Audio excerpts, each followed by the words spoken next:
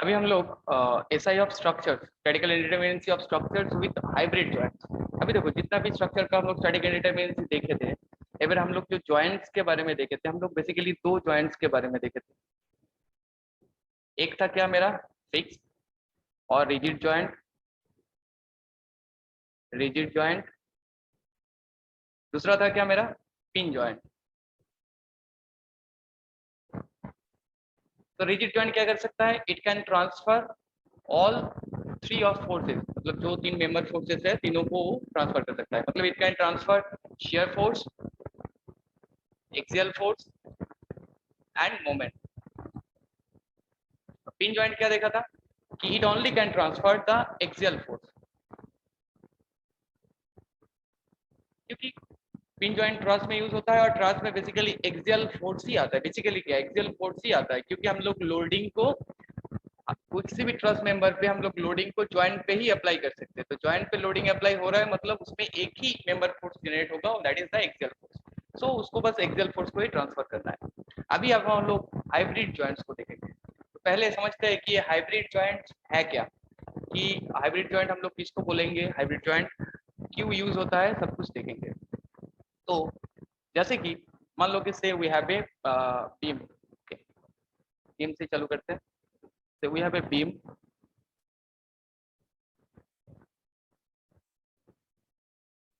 Now, तो beam का यहाँ पे अगर हम लोग सेक्शन काटेंगे, कहीं पे अगर सेक्शन काटेंगे तो क्या होगा कि हमें तीन मेंबर फोर्सेस मिलेगा। एक क्या मिलेगा, एक्सियल फोर्स, दूसरा shear force, shear force end moment.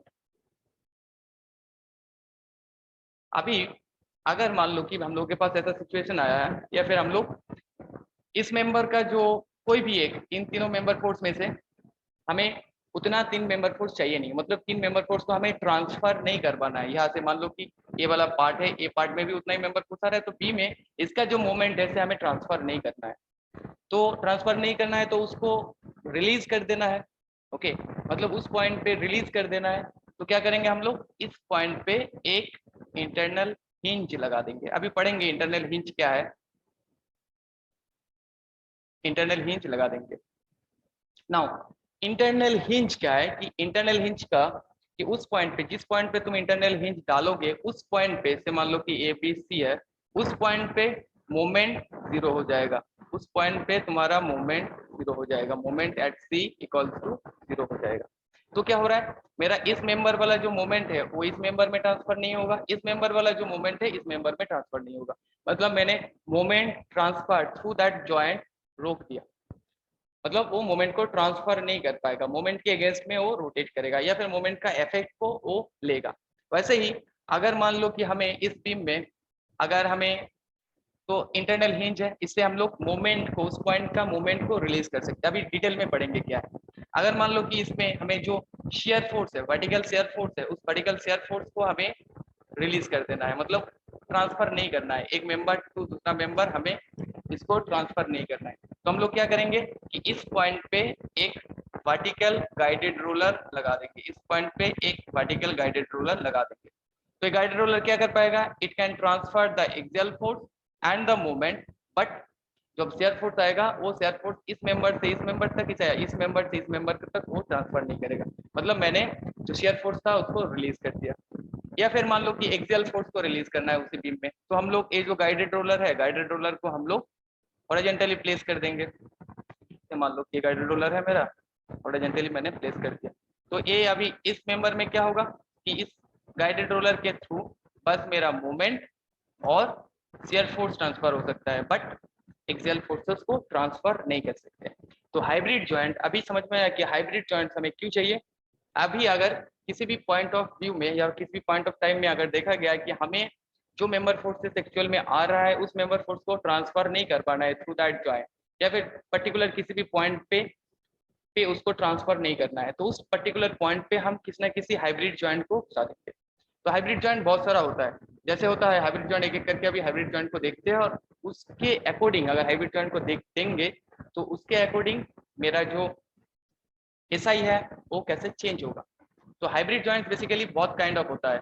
जैसे कि से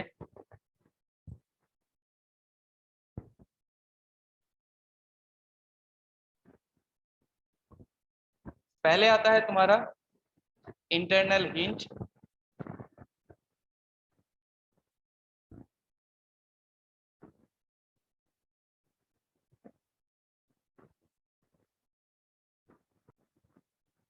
तो इंटरनल हिंज और क्या मिलेगा हमें, गाइडेड रोलर, और क्या मिलेगा हमें, लिंक्स मिलेगा, और हमें internal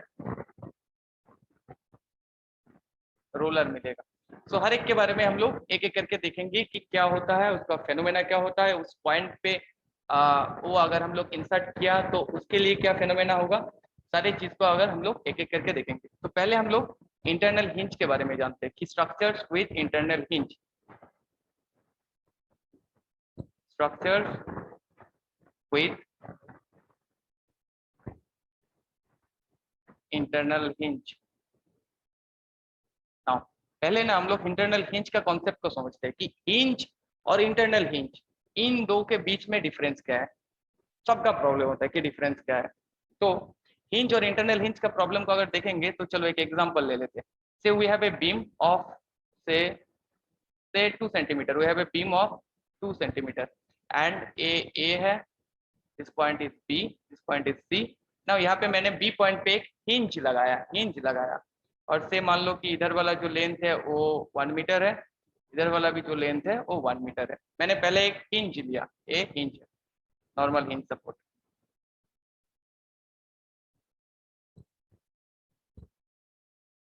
hinge support. Now hinge support में क्या होता है, हम लोग क्या जानते हैं कि hinge cannot transfer the moment, वो मोमेंट के अगेंस्ट में रोटेट कर जाता है। तो अगर हम लोग यहाँ पे ध्यान से देखो, अगर हम लोग यहाँ पे एक से 1 किलो न्यूटन का लोड लगाए तो क्या होगा, ये पूरा मेंबर मेरा ऐसे करके रोटेट कर जाएगा, करेगा कि नहीं करेगा, राइट। ओके, अगर मान लो कि मैंने यहाँ पे 1 किलो न्यूटन लोड नहीं लगाया, बस यहाँ पे इस साइड पे ए पॉइंट पे मैंने 1 किलो न्यूटन लोड लगाया, इसको नहीं लगाया, तब मान लो कि इसको तब मैंने हटा दिया, तब क्या होगा, बीम ही हट गया।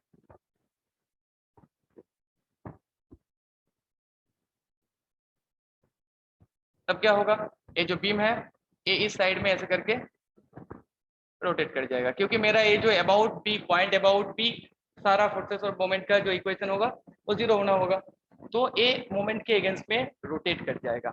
अभी अभी सोचो कि हमने दो साइड में, इसको बैलेंस करने के लिए हमें दो साइड में फोर्स देना होगा। तो मान लो कि हम लोगों ने इस साइड में भी 1 किलो न्यूटन लोड लगाया और इस साइड पे भी 1 किलो न्यूटन लोड लगाया।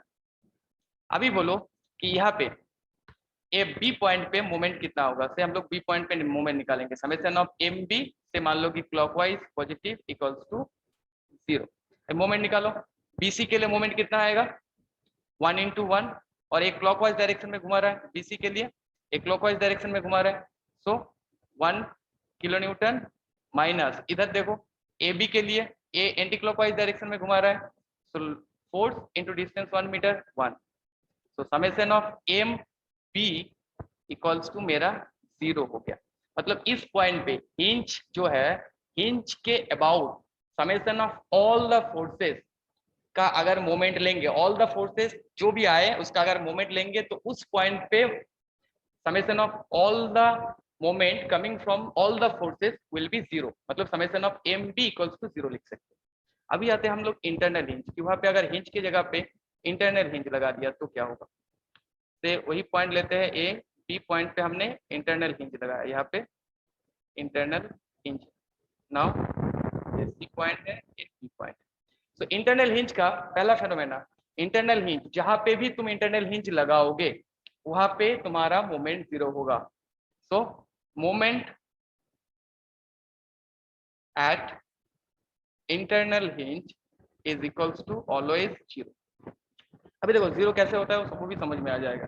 अभी अगर मैं इस साइड में एक फोर्स लगाया, से वही है, से 1 मीटर, ए भी 1 मीटर, तो इस साइड से मैंने 1 किलोमीटर लोड लगाया तो क्या होगा, इस पॉइंट पे तो मोमेंट 0 है, तो इस वाला बीसी जो पोर्शन है, ये बीसी पोर्शन नीचे की तरफ टिल्ट हो जाएगा या रोटेट कर जाएगा। अगर मान लो कि मैंने यहाँ पे एक लोड लगाया, 1 किलोन्यूटन लोड लगाया, तो ये वाला जो ए बी पोर्शन है ये भी ऐसे करके टिल्ट कर जाएगा। इसे अगर इक्विलिब्रियम में रखना है तो हमें यहाँ पे और यहाँ पे दोनों साइड पे सपोर्ट देना होगा। अभी सपोर्ट पे नहीं जाते, पहले हमको देखना होगा कि हम कौन कौन सा इक्वेशन को यूज कर सकते हैं। तो इस पॉइंट के लिए हम लोग क्या देखा कि summation of moment B C equals to 0 होगा और summation of moment A B equals to 0 होगा। तो हमें यहाँ पे मोमेंट का 2 इक्वेशन मिल रहा है और यहाँ पे मोमेंट का बस एक ही इक्वेशन मिल रहा है। About that point summation of moment coming from all the forces and the reactions if there will be 0। So यहाँ पे अगर देखेंगे हिंज में देखेंगे अगर, तो हिंज में अगर इस पॉइंट को देखेंगे, इस पॉइंट पे हमें स्टैटिक इक्विलिब्रियम इक्वेशन कितना मिलेगा बताओ। इस पॉइंट पे स्टैटिक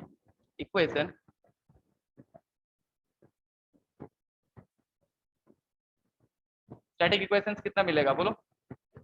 बी पॉइंट के कॉरेस्पॉन्डिंग क्या क्या लगा सकते हैं हम लोग, summation of F X equals to 0 लगा सकते हैं।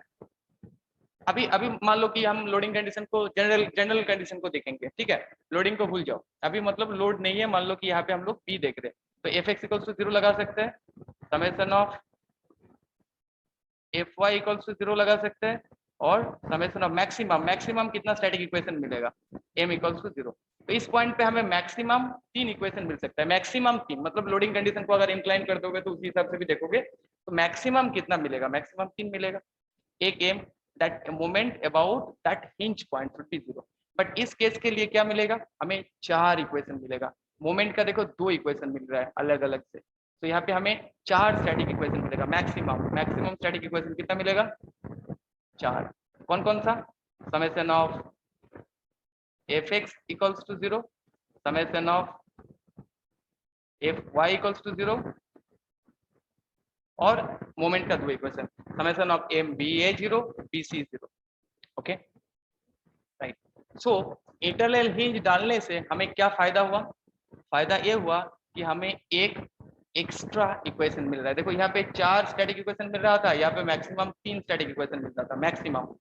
तो इंटरनल हिंज डालने से हमें और एक एडिशनल इक्वेशन मिला, मतलब मेरा नॉन इक्वेशन एक बढ़ गया। अभी समझे हिंज और इंटरनल हिंज क्या है, यस और नो। तो अगर इंटरनल हिंज को लगाते हैं, क्यों लगाते हैं, इंटरनल हिंज को लगाते हैं कि जो मेरा स्टैटिक इंडिटरमिनेंसी है उसको कमाने के लिए, मतलब रिड्यूस करने के लिए।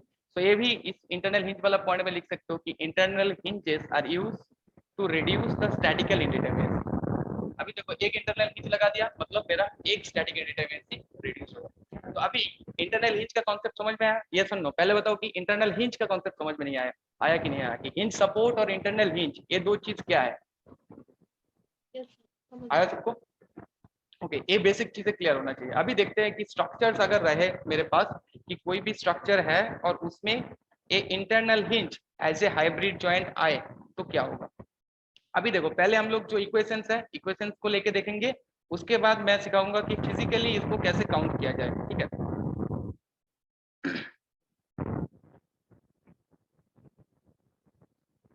इसको लिख रहे हो, लिख लो फिर।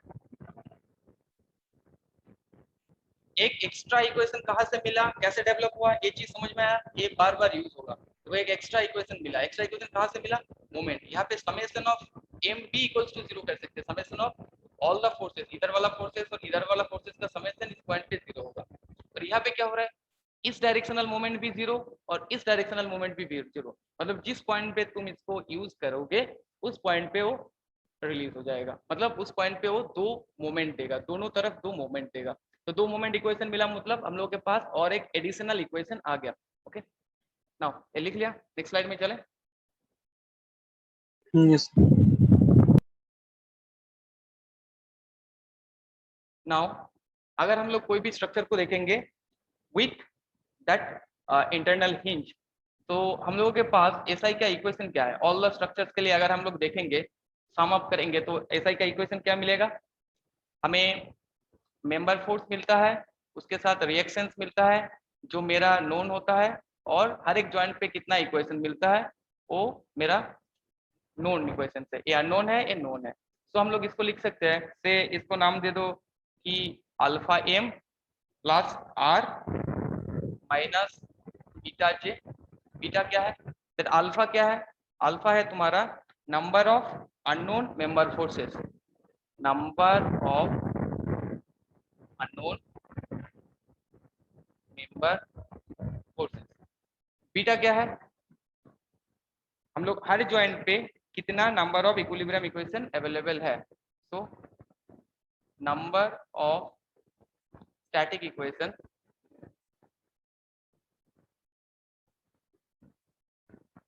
Eight each joint. नाउ अभी हम लोग क्या कर रहे हैं, देखो ये सही है, ये सही। अगर हम लोग ट्रस के लिए देखेंगे तो अल्फा कितना होता है ट्रस के लिए, ट्रस के लिए मेंबर फोर्सेस कितना होता है एक, तो एक प्लस आर, और ट्रस के लिए बीटा, हर एक ज्वाइंट पे कितना इक्वेशन ऑफ स्टैटिक्स मिल सकता है, दो मिल सकता है, 2j। देखो इक्वेशन आ गया मेरा। या फिर हम लोग फ्रेम्स या बीम्स के लिए अगर देखेंगे तो ऐसा क्या होगा, बीम्स और फ्रेम्स में एक मेंबर में 3 अननोन मेंबर फोर्सेस आ सकता है, 3m। हम लोग जनरल कंडीशन के लिए देख रहे हैं, अभी लोडिंग नहीं डाला, ठीक है। 3m प्लस आर लोडिंग वाला कंडीशन से बीम के साथ दे सकता है, फ्रेम या फिर तुम्हारा ट्रस के साथ नहीं देगा, माइनस 3j, क्योंकि हम लोगों को एक एक ज्वाइंट पे 3 इक्वेशन मिल सकता था, ये है। अभी देखो जब भी मैंने कोई हाइब्रिड ज्वाइंट को घुसा दिया, हाइब्रिड ज्वाइंट को इंसर्ट कर दिया, से मान लो कि हम लोगों के पास बीम है, बीम है और बीम के बीच में मैंने हाइब्रिड ज्वाइंट को इंसर्ट कर दिया, ओके। तो क्या होगा, एसआई से हमें जो इससे जो जितना भी हाइब्रिड ज्वाइंट मैंने ऐड किया उससे कितना अमाउंट ऑफ एडिशनल इक्वेशन मिल रहा है उसको हम लोग गामा से डिनोट करेंगे। सो हिंज के लिए कितना एडिशनल इक्वेशन मिलता है, गाइडेड रोलर के लिए एडिशनल कितना इक्वेशन मिलता है, इंटरनल रोलर के लिए क्या मिलता है, इतना कुछ। ये गामा जो है that is the internal, that is the additional equation जो हमें मिल रहा है due to that hybrid joint, okay. इसको कोई कोई रिलीज बोलता है, एक्चुअली रिलीज गलत वर्ड है, यहाँ पे रिलीज को नहीं लगा सकते, माइनस रिलीज नहीं है, एक हाइब्रिड जॉइंट रिलीज कर रहा है, इसीलिए हमें वहां पे एक एक्स्ट्रा कंफर्टेबल इक्वेशन मिल रहा है, और उस एक्स्ट्रा कंफर्टेबल इक्वेशन को क्या होगा, माइनस करना होगा, क्योंकि मैंने यहाँ पे 3j लिया, उसके साथ साथ मुझे और एक नॉन इक्वेशन मिल रहा है, तो ऑब्वियसली माइनस करेंगे, ओके। अभी दो हम लोग दो पर्सपेक्टिव से देखेंगे, पहले इस गामा का वैल्यू को हम लोग इक्वेशन से कैसे निकालेंगे, और हम लोग थ्योरेटिकली या फिर फिजिकल इंस्पेक्शन के साथ कैसे इसको निकाला जाए। तो अगर गामा का निकालना है वैल्यू, गामा इंटरनल हिंज के साथ, हम लोग इंटरनल हिंज के लिए देख रहे हैं, इंटरनल हिंज के लिए गामा अगर निकालना है तो एक फॉर्मूला है that is c minus 1। Now c क्या है, that is number of members connected to that internal hinge, और -1 क्यों है हम बता रहे हैं। तो मान लो कि हम लोग इस बीम के लिए, इस बीम के लिए अगर देखेंगे तो ये जो इंटरनल हिंज है, ये इस हिंज में कितना मेंबर कनेक्टेड है, इस इंटरनल हिंज में कितना मेंबर कनेक्टेड है, एक दो, सो दो मेंबर कनेक्टेड है, दो मेंबर कनेक्टेड है, और -1, सो इस बीम के लिए मेरा रिलीज या फिर एडिशनल इक्वेशन एक मिलेगा। ना हम आते हैं कि c-1 क्यों किया, ध्यान से समझना इस जगह को, c-1 क्यों किया, ओके। सो बीम के लिए, बीम के लिए हम लोगों के पास स्टैटिक इक्विलिब्रियम का जो इक्वेशन है ऑलरेडी हम लोग जानते हैं कि जनरल इक्वेशन ए है, cm plus R minus 3j। तो अगर रिलीज देंगे तो उसके साथ माइनस गामा, रिलीज हो गया। नाउ देखो यहाँ पे जब हम लोगों ने इंटरनल हिंज को डाला, तो इंटरनल हिंज डालने से हमें दो नंबर ऑफ एडिशन, दो नंबर ऑफ इक्वेशन हमें मिलेगा, दो नंबर ऑफ इक्वेशन मतलब इस जॉइंट पे हमें 4 इक्वेशन मिलेगा, तो दो मोमेंट के लिए इक्वेशन मिलेगा, दो मोमेंट के लिए हमें इक्वेशन मिलेगा, क्या क्या से नाम दे दो, सी ए बी। तो हमें M C A equals to 0 मिलेगा, मोमेंट के लिए दो एडिशनल दो इक्वेशन मिलेगा, M C B equals to 0 मिलेगा, मिलेगा कि नहीं मिलेगा। तो इस जॉइंट पे दो इक्वेशन मिला, बट हम लोगों ने जब इसको तुम कैलकुलेट करोगे, ऐसा ही निकालोगे, तो सी को भी तो एक जॉइंट मानोगे, मानोगे कि नहीं मानोगे। तो यहाँ पे नंबर ऑफ जॉइंट कितना गिनोगे, 1 2 3, सो सी को भी एक जॉइंट गिनोगे। तो सी को जब जॉइंट गिन लिया तो यहाँ पे जब इक्वेशन में डालते हो 3j, मतलब इस जॉइंट के लिए भी summation of F X equals to 0, summation of F Y equals to 0 और summation of moment C point पे इक्वल्स टू 0। ये सारे पॉइंट के लिए हम लोगों ने मान लिया। जब 3j लिखा मतलब हर एक ज्वाइंट के लिए मैंने तीन तीन इक्वेशन को कंसीडर कर लिया। अभी बोलो कि जब मैंने यहाँ पे इंटरनल हिंज लगाया तो summation of M C equals to 0, ये वाला इक्वेशन एप्लीकेबल नहीं होगा। होगा कि नहीं होगा? क्योंकि यहाँ पे हमें दो अलग अलग इक्वेशन मिल रहा है, M C A M C B. इसीलिए इसको मैंने पहले ही कंसिडर कर लिया है, यहाँ पे 3 की जगह पे ऑलरेडी कंसिडर कर लिया है, इसी पे -1 कर रहा हूँ। ठीक, क्यों -1 कर रहा हूँ? या लॉजिक समझ में आया? अभी अभी हम लोग अगर फिजिकली अगर तो हम लोग इक्वेशन से निकाल सकते हैं। तो इक्वेशन क्या है, इसको समराइज करते हैं कि बीम के लिए अगर इंटरनल हिंज हुआ, internal hinge with beam statical indeterminacy अगर निकालना है तो उसका फॉर्मूला क्या है मुझे, 3m plus r minus 3j minus gamma. यहाँ पे गामा इक्वल्स टू क्या है? गामा है एडिशनल इक्वेशन कितना मिल रहा है, c -1। c क्या है? That is the number of member connected to that joint. तो फ्रेम के लिए भी यही इक्वेशन अवेलेबल होगा। बीम और फ्रेम में सिमिलर इक्वेशंस होता है, तो फ्रेम के लिए भी सेम है कि फ्रेम के लिए अगर देखेंगे तो सेम इक्वेशन को ही लगा सकते हैं कि फ्रेम में एक मेंबर में हमारा तीन तीन करके मेंबर फोर्स आ सकता है और हर एक जॉइंट पे हमें तीन तीन इक्विलिब्रियम इक्वेशन मिल सकता है। सो बीम और फ्रेम के लिए सेम इक्वेशन आएगा। नाउ द क्वेश्चन इज कि हम लोग अगर इस इक्वेशन को गामा इक्वल्स टू c-1 करना है तो you have to calculate using this equation. Okay, so say हम लोग फ्रेम के लिए भी एक करके देखते हैं कि फ्रेम के लिए क्या होता है। उसके बाद हम लोग फिजिकली काउंट कर लेना सीखेंगे कि कैसे हम लोग काउंट कर सकते हैं। तो मान लो कि फ्रेम के लिए यहाँ पे एक इंटरनल हिंज लगा दिया, यहाँ पे इंटरनल हिंज लगा दिया, से यहाँ पे और एक मेंबर लगा दिया, तो यहाँ पे मैंने इंटरनल हिंज लगाया। अब बताओ कि इस फ्रेम के लिए स्टैटिकल इंडिटरमिनेंसी कितना होगा? पहले मेंबर गिन लो, मेंबर कितना है मेरा, 1 2 3 4 5, so 5 members are there, m equals to 5। Support reaction कितना है, 3 3 3, सो सपोर्ट रिएक्शन है 9। ओके, जॉइंट्स कितना है, 1 2 3 4 5 6, 6 जॉइंट्स आर देयर।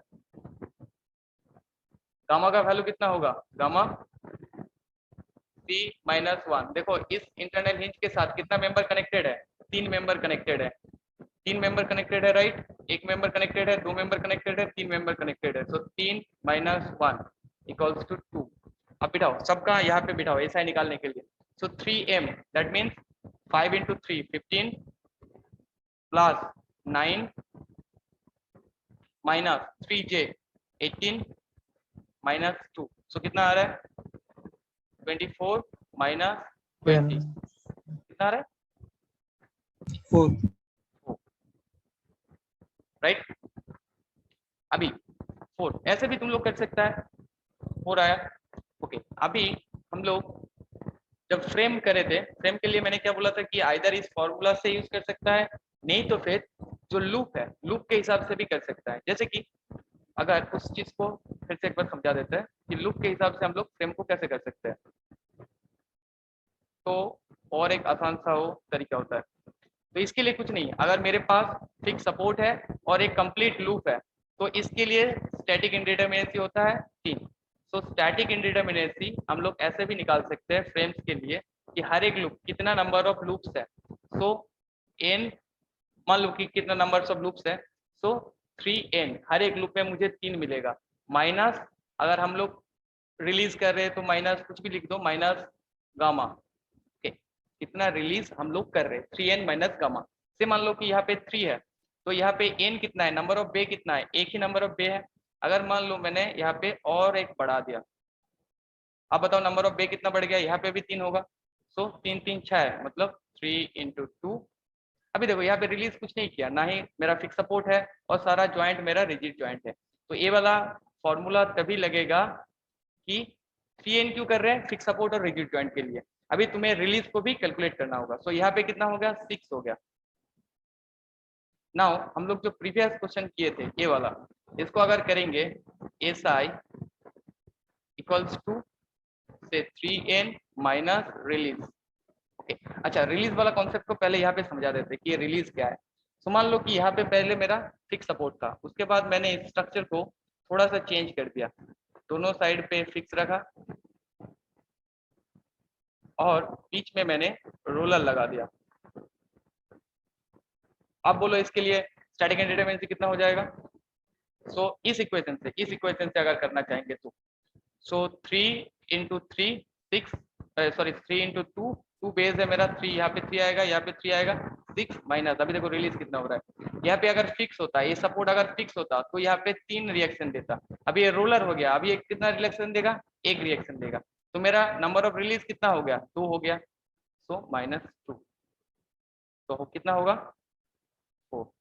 ठीक है, वैसे ही अगर मान लो कि इंटरनल हिंज भी लगा दिया, जैसे कि ये प्रीवियस वाला प्रॉब्लम है, इसमें मान लो कि इंटरनल हिंज है, तो इसके लिए क्या करेंगे, तो मेरा 2 बे है, 3 3, सो 6 माइनस, अभी देखो रिलीज कितना हो रहा है, यहाँ पे रिलीज को निकालना होगा गामा, तो रिलीज गामा अगर इंटरनल हिंज है तो रिलीज को कैसे निकालोगे, C -1, तो यहाँ पे C कितना है, 3 मेंबर कनेक्टेड है, 3 - 1 equals to 2, so 6 - 2 equals to 4। देखो कितना शॉर्ट निकल गया, कोई इक्वेशन को यूज करने का भी जरूरत नहीं है।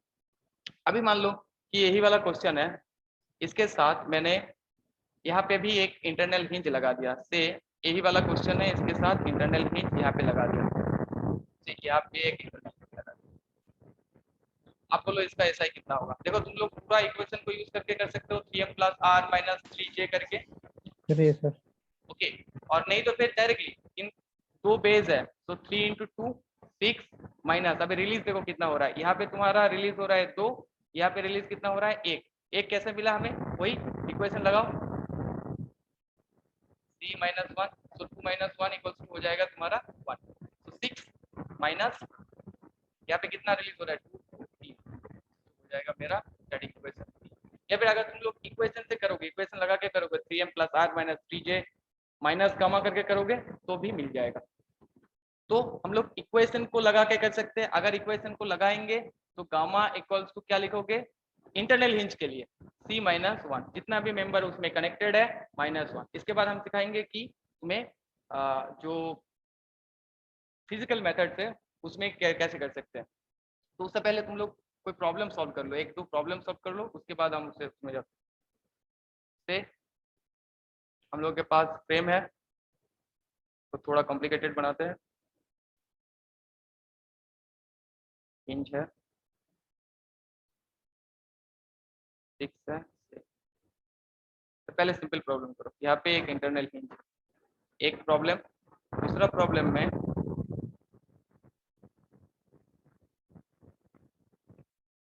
यहाँ पे मैंने गाइडेड रूलर लगाया,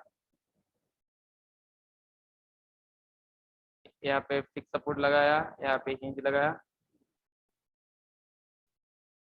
और यहाँ पे मैंने इंटरनल हिंज डाल दिया, और एक मानो कि इसके लिए और एक इंटरनल हिंज डाल दिया यहाँ पे। ओके, तो इन 2 प्रॉब्लम को सॉल्व करो पहले, उसके बाद हम लोग फिजिकली कैसे करेंगे उसको देखेंगे, या फिर एक बीम बीम प्रॉब्लम भी सॉल्व करो।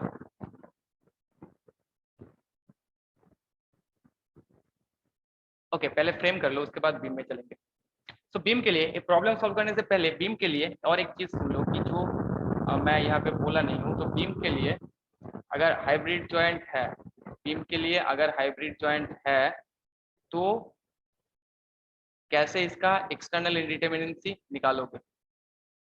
से मेरे पास बीम है और यहाँ पे मैंने एक इंटरनल हिंज लगा दिया है, ओके, तो स्टैटिक इंडिटरमिनेंसी हम लोग फॉर्मूला से निकाल सकते हैं पहली बात, और एक्सटर्नल इंडिटरमिनेंसी अभी अभी जो हम लोग देख रहे थे DAC इक्वल्स टू, इसको कैसे निकालोगे, हम लोग कैसे किया कि support reaction minus available equation, okay, तो देखो यहाँ पे सपोर्ट रिएक्शन कितना होगा 2 + 2 राइट 4, कोई लोडिंग नहीं दिया मैंने, तो 4 सपोर्ट रिएक्शन माइनस इक्वेशन कितना मिलेगा, बोलो कितना इक्वेशन मिलेगा इस केस के लिए, हमें हर एक जॉइंट पे मैक्सिमम कितना लगा सकते हैं, तो इस जॉइंट पे हम लोग मैक्सिमम 4 लगा सकते हैं, मतलब हिंज के वजह से हमें और एक एडिशनल इक्वेशन मिला, सो 4 - 4 इक्वल्स टू 0, स्टैटिक इंडिटरमिनेंसी 0 हो गया।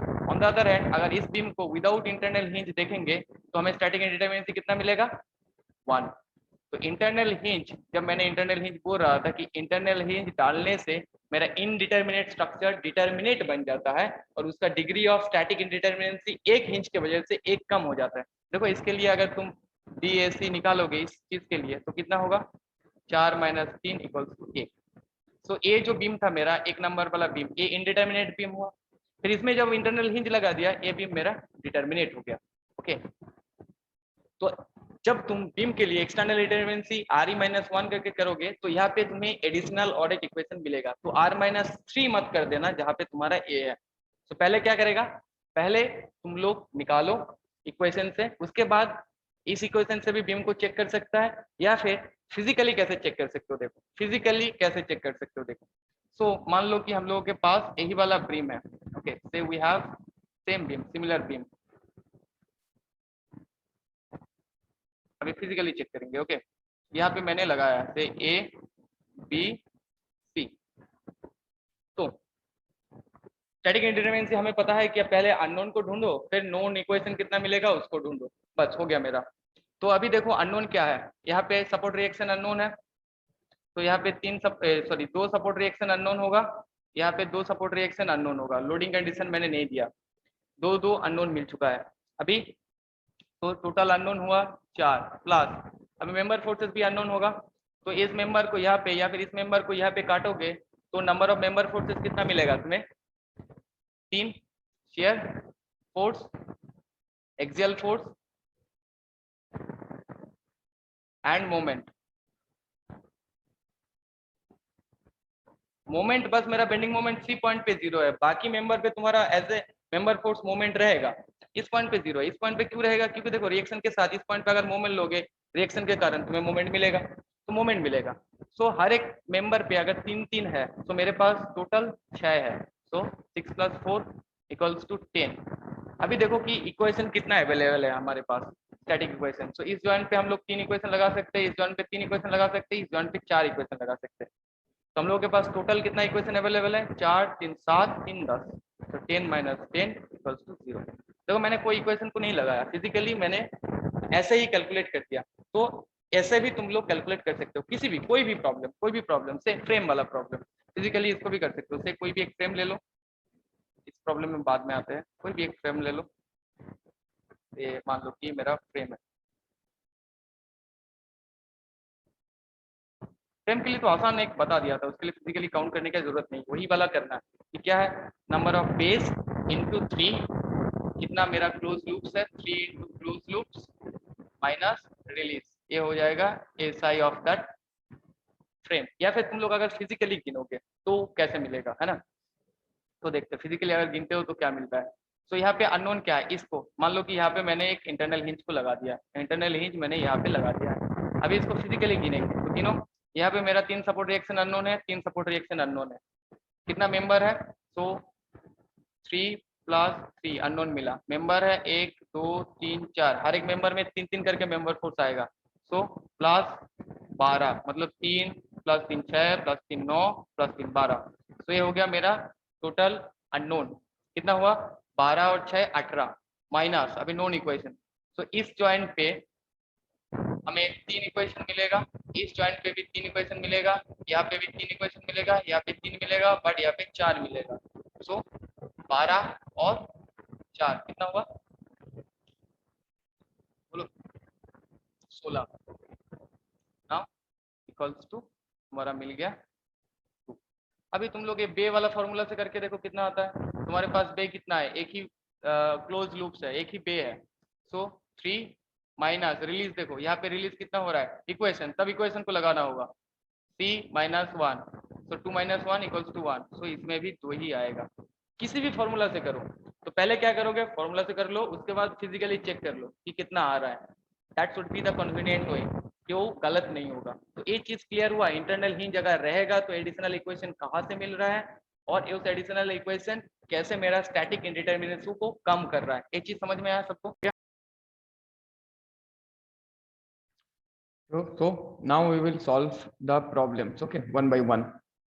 So first problem में क्या था, एक फ्रेम था जिसमें तुम्हारा ए फिक्स सपोर्ट है, ए गाइडेड रोलर है एंड ए रोलर है। सो इसके लिए हम लोग जो स्टैटिक इक्वेशन है वो निकालेंगे, या फिर external static indeterminacy and internal static indeterminacy and overall static indeterminacy निकाल के देखेंगे कि व्हाटएवर इट इज। सो एक एक करके सॉल्व करते हैं। सो फर्स्ट वाला प्रॉब्लम, ओके। सो पहले हम लोग इक्वेशन से सॉल्व करेंगे, उसके बाद हम लोग शॉर्टकट मेथड से सॉल्व करके देखेंगे। सो पहला वाला प्रॉब्लम में क्या था? सो इक्वेशन क्या है? पहले फ्रेम के लिए ऐसा है, हम लोग ये सारा फ्रेम्स जो दिया हुआ है सारा 2D फ्रेम्स है, okay, 2D frames and beams. So 2D में इक्वेशन कितना होगा? तो पहले हम लोग इसको ड्रॉ कर लेते हैं, पहले वाला प्रॉब्लम को इस साइड पे क्विकली। सो इधर फिक्स सपोर्ट था, नाउ यहाँ पे एक गाइडेड रोलर था एंड इस साइड पे एक रोलर था। यहाँ पे एक इंटरनल हिंज दिया गया है, ओके। सो 2D में हम लोगों के लिए एसआई का फॉर्मूला कितना है? एसआई, या फिर इसको तुम लोग डीएस भी लिख सकते हो, डिग्री ऑफ स्टैटिक इंडिटरमिनेसी। क्या फॉर्मूला था?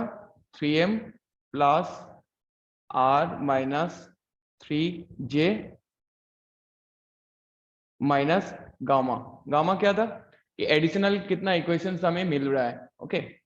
सो अभी गामा 2D में गामा का वैल्यू हम लोग कैसे निकाल पाएंगे? Gamma equals to c minus 1। c means number of member connected to that internal hinge. So hinge रहा तो ऑलवेज इक्वेशन में 2D में इस इक्वेशन को बिठाना, अगर 3D में हो तो गामा इक्वल्स टू, अगर 3D में हो, 3D में हो अगर, सो गामा इक्वल्स टू हो जाएगा तुम्हारा 3 इंटू सी माइनस 1, ओके। सो हम लोग अभी 2D में कर रहे हैं, सो 3D का अभी देखने का जरूरत नहीं है। सो यहाँ पे देखो कि कितना मेंबर इस हिंज के साथ कनेक्टेड है, how many members are connected to that internal hinge, 1 2 and 3। So gamma will be equals to 3 minus 1 equals to 2। Now calculate the member, how many members are there?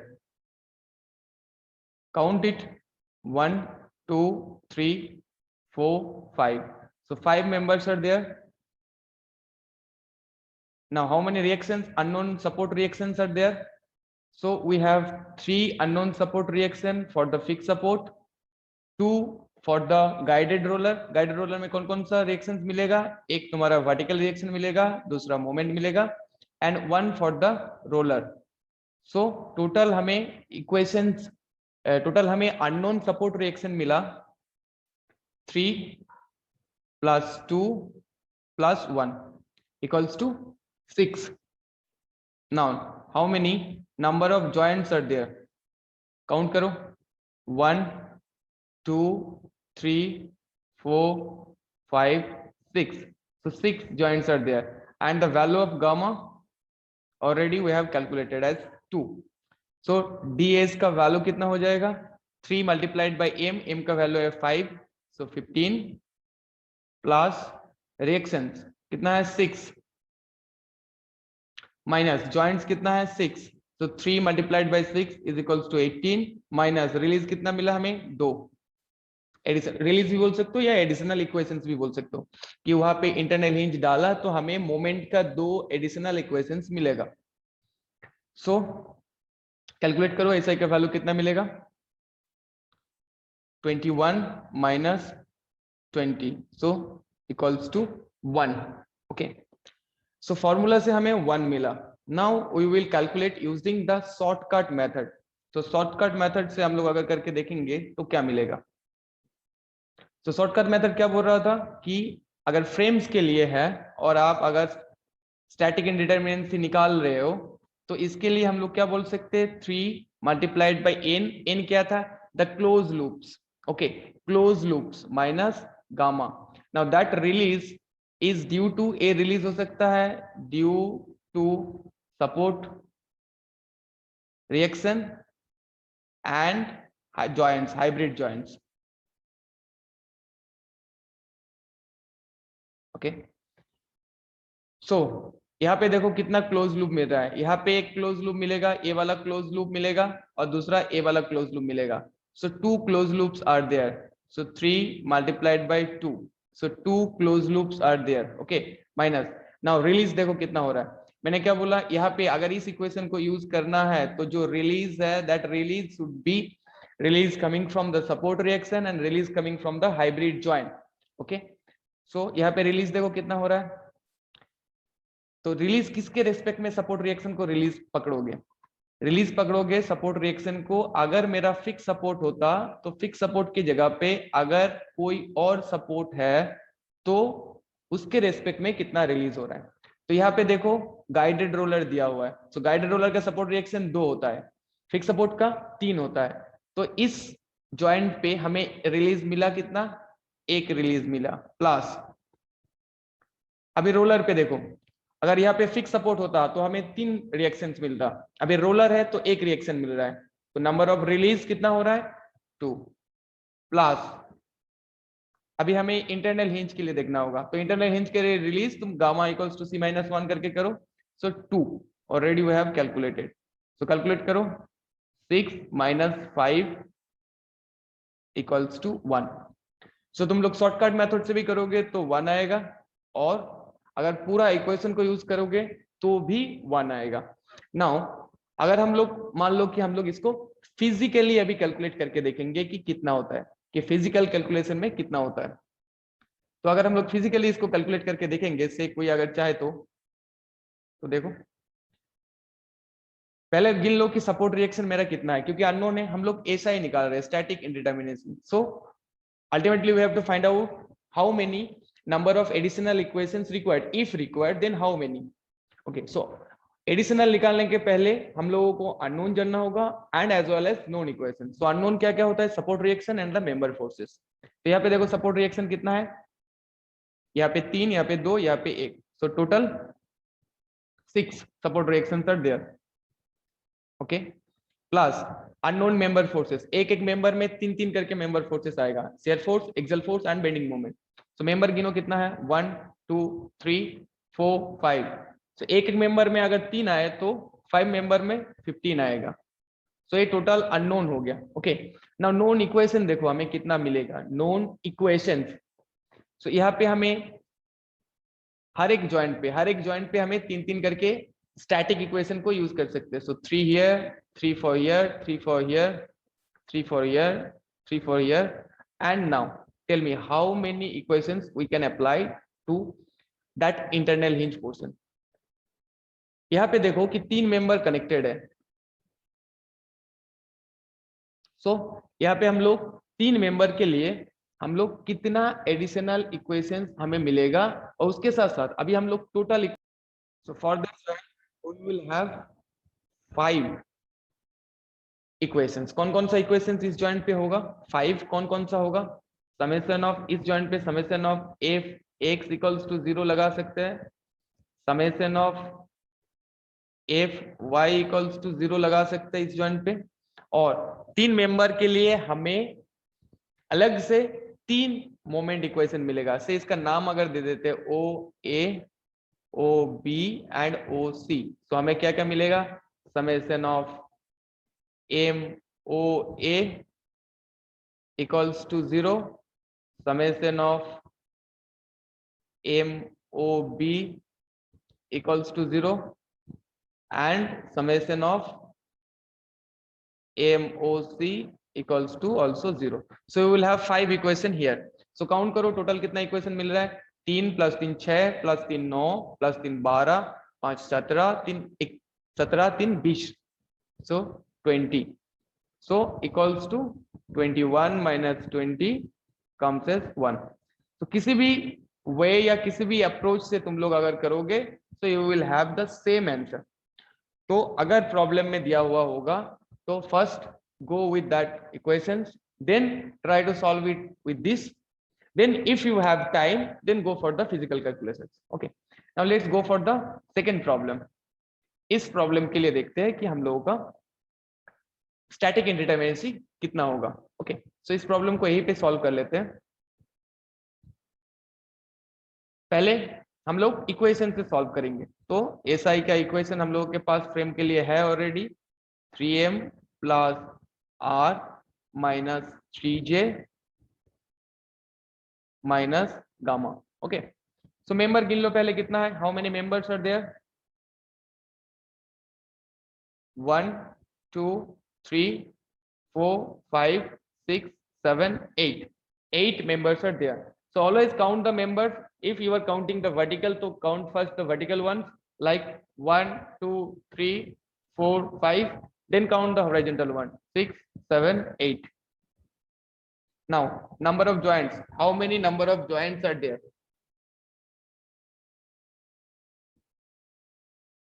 Count 1 2 3 4 5 6 7 8. So 8 joints are there. Okay, now count how many unknown reactions are there. So unknown reactions will be here 3 2 3. So reactions is also 3 plus 3 6 plus 2 8. Now calculate the value of gamma. Total कितना मिल रहा है? तो यहाँ पे देखो दो internal hinges है, एक ए पे एक बी पे. तो रिलीज ड्यू टू ए या gamma due to A plus gamma due to B. So A point पे देखो कितना एडिशनल इक्वेशन मिलेगा. सो सी माइनस वन इस पॉइंट के लिए, ए पॉइंट के लिए, प्लस इस पॉइंट के लिए भी सेम सी माइनस वन करना होगा. तो ए पॉइंट पे देखो कितना मेंबर कनेक्टेड है इस हिंज के साथ. 1 2 3 4 members are connected. So 4 minus 1 for A plus for B 1 2 3 3 members are connected to the internal hinge. So 3 minus 1. So we will have the additional equation 5 due to the hybrid joints whatever we have provided in this frame. Now put all the values in the equation. So 3m member कितना मिला था? 8 members were there. So 24 plus 8 support reaction 8 मिला था हमें, 2D में calculate कर रहे हैं, minus 3j. So 8 joints are there. 24 minus what was the value of gamma? 5. So 5. So calculate it. It will come as 3. So D is for that frame is 3. Statical indeterminacy. Now if we want to calculate it using the shortcut method, so उस method से भी करके देख लेते हैं कि इसके लिए कितना आएगा. So for the shortcut method the formula was ds equals to 3 into number of closed loops minus gamma.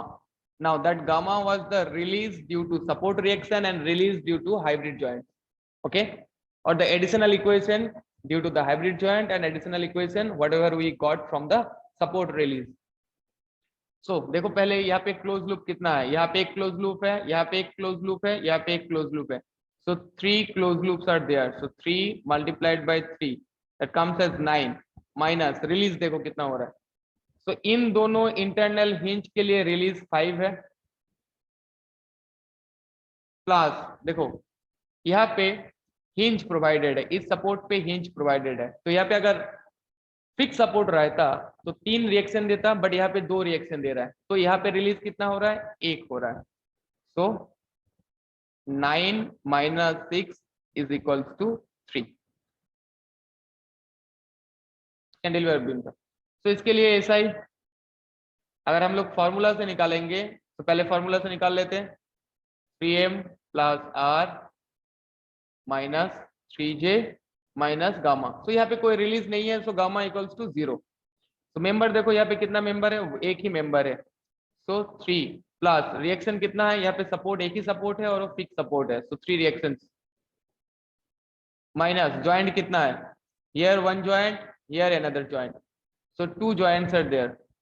So 3 into 2 joints means where we can apply the equation of static. So इसका free and पे भी हम लोग 3 statistical equation use कर सकते हैं. Summation of fx equals to 0, summation of fy equals to 0 and summation of bending moment z equals to 0. इस point पे भी हम लोग यूज कर सकते हैं.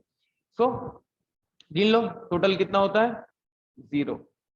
Now if you want to calculate it using the external indeterminacy DAC, क्योंकि beams का मैंने क्या बोला था कि इंटरनल स्टैटिक इंडिटरमिनेंसी ऑलवेज 0 होता है, तो उसका जो एक्सटर्नल स्टैटिक इंडिटरमिनेंसी होता है वही इसका एक्चुअल स्टैटिक इंडिटरमिनेंसी होता है. सो R minus E available static equation. तो यहाँ पे रिएक्शन कितना है 3 है. नाउ 2D में अवेलेबल इक्वेशन कितना मिलेगा 3. So that will be equals to 0. So whatever approach you are using, इसमें कोई फर्क नहीं पड़ेगा, but the concept should be clear कि मैं किस अप्रोच से जाऊं और कोई भी एक अप्रोच से चेक कर लूं. ओके